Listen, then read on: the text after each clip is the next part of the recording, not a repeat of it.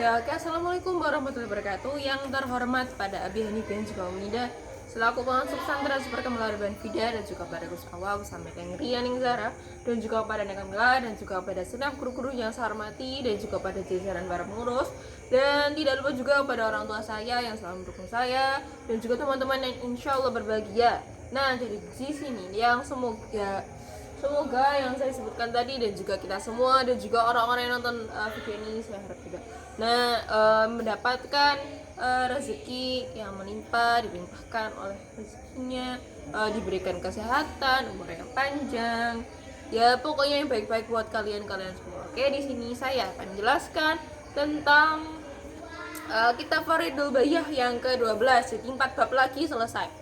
Nah, jadi di sini tuh ada 7 kaidah. Yang pertama ada kaidah yang ke-34.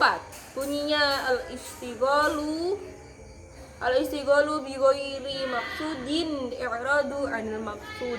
Artinya terpancang dengan yang tidak dimaksud, itu berpaling di yang dimaksud. Nah, contohnya ada seseorang atau bersumpah, demi Allah aku akan meninggalkan rumah ini. Nah, tapi dia tuh nggak segera keluar. Tapi dia tadi harusnya dia kan segera keluar dari rumah itu, karena dia tadi ngomong aku akan meninggalkan rumah ini. Aku akan keluar dari rumah ini, pakai gitu.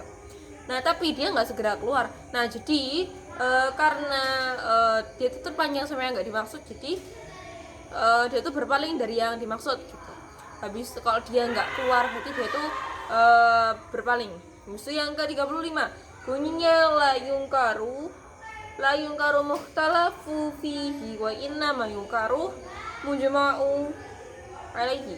Artinya masalah yang masih diperselisihkan itu tidak diingkari, tapi masalah yang dia itu telah disepakati maka dia itu adalah yang diingkari.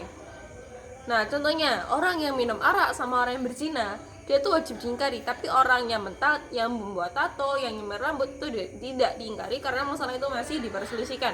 Terus ada kaidah yang ke-36, punya yadakhulal qawiyyu ala dhaifi wala aksa. Artinya yang kuat tidak dapat masuk kepada yang lemah, begitu pula sebaliknya.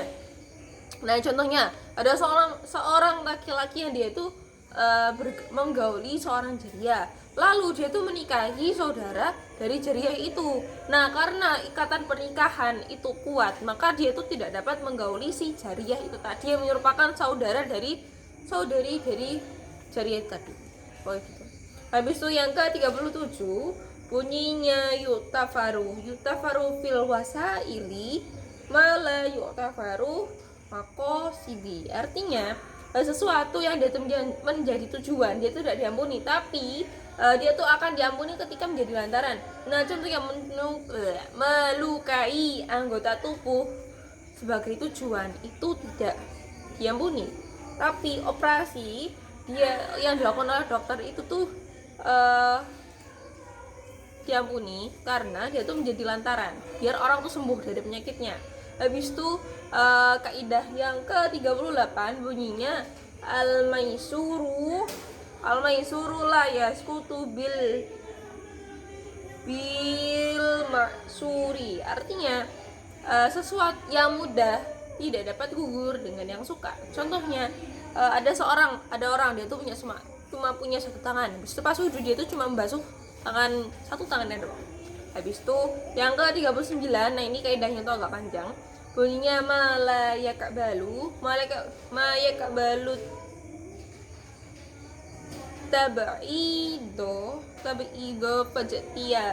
fajatiyaru ba'dihi kajatiyari kullihi wa iskatu ba'dihi wa iskoti kullihi. Artinya sesuatu yang dia itu dapat dibagi, habis itu memilih setengahnya sama dengan memilih seluruhnya. Semoga setengahnya sama dengan menggugurkan seluruhnya.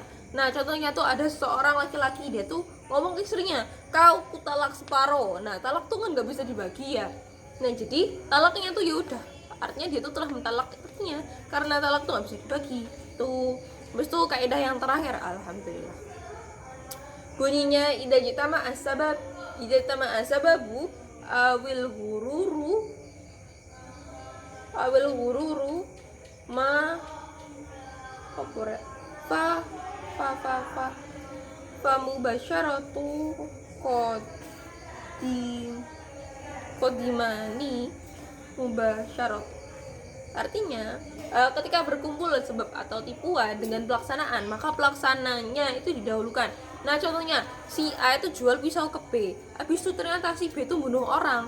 Nah yang kena hukuman itu adalah si B yang kena tuntutan, karena dia si pelaksananya. Jadi dia itu yang dihukum, itu bukan si A. Walaupun si A tuh orang yang nyebabin si B itu bisa bunuh orang karena B itu beli pisau ke dia.